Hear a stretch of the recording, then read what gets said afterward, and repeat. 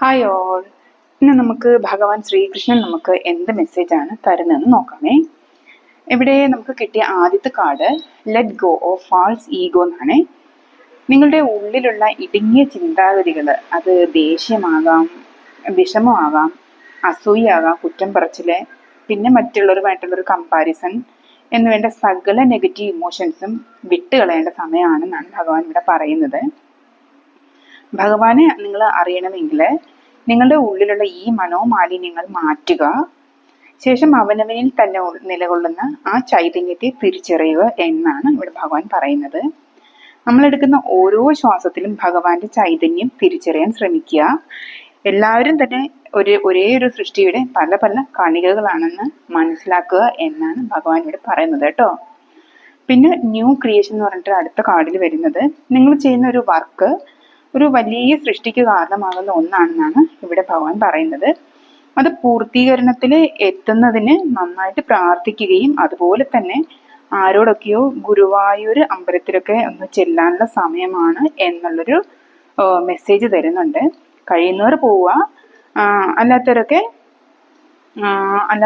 വിഷമിക്കൊന്നും വേണ്ട. ഭഗവാൻ നമ്മുടെ കൂടെ എപ്പോഴും ഉണ്ട്. നിങ്ങളുടെ ശുദ്ധ മനസ്സുകൊണ്ടൊന്ന് പ്രാർത്ഥിച്ചാൽ മാത്രം മതിയാവും കേട്ടോ. പിന്നെ നിങ്ങൾ ചെയ്യുന്ന വർക്ക് നിങ്ങൾ വളരെയധികം ഫേമസ് ആക്കുന്ന ഒരു കാര്യമാണ് കേട്ടോ. ഇച്ചിരിയേറെ പ്രാർത്ഥിക്കാനുണ്ട്. പിന്നെ നിങ്ങൾ മറ്റുള്ളവരാൽ അംഗീകരിക്കപ്പെടുന്ന ഒരു വളരെ വലിയൊരു ക്രിയേഷൻ ആണെന്നാണ് ഇവിടെ ഭഗവാൻ പറയുന്നത് കേട്ടോ. പിന്നെ ഡു യുവർ കർമ്മ, നിങ്ങൾ ചെയ്യുന്ന എല്ലാ പ്രവൃത്തികളിലും ചിന്തകളിലും നന്മ കൊണ്ടുവരിക. പിന്നെ അതുപോലെ തന്നെ നിങ്ങളുടെ ആത്മവിശ്വാസം ഒരിക്കലും നഷ്ടപ്പെടുത്തരുത്. ഫലം പ്രതീക്ഷിച്ചൊന്നും ചെയ്യുകയും അരുത്. അതുപോലെ നിങ്ങൾ ചെയ്യാനുള്ള ഡ്യൂട്ടീസ് എല്ലാം കൃത്യമായിട്ട് പരിശുദ്ധ ഹൃദയത്തോട് ചെയ്യുക. പിന്നെ അതിന്റെ റിസൾട്ട് എന്താകും എന്നൊന്നും ചിന്തിക്കാതെ യൂണിവേഴ്സിന് തന്നെ അങ്ങ് വിട്ടുകൊടുക്കുക. ബാക്കിയെല്ലാം യൂണിവേഴ്സ് നോക്കിക്കോളും എന്നാണ് ഭഗവാൻ പറയുന്നത്. നെക്സ്റ്റ് കാർഡ് എന്ന് പറയുന്നത് അബണ്ടൻസ്. നിങ്ങൾക്ക് വളരെ വലിയ രീതിയിലുള്ള ഒരു അബണ്ടൻസ് തന്നെയാണ് ഭഗവാൻ തരുന്നത് എന്ന് പറയുന്നുണ്ട്. എന്താണോ നിങ്ങൾക്ക് വേണ്ടത് അത് കൃത്യമായി നിങ്ങൾ എക്സ്പെക്ട് ചെയ്യുന്നതിനെക്കാട്ടിലും അപ്പുറത്ത് റെഡിയാക്കി വെച്ചിട്ടുണ്ട്. കറക്റ്റ് ടൈമിൽ അത് നിങ്ങളിലോട്ട് എത്തിച്ചു തരും എന്നാണ് ഭഗവാൻ പറയുന്നത്.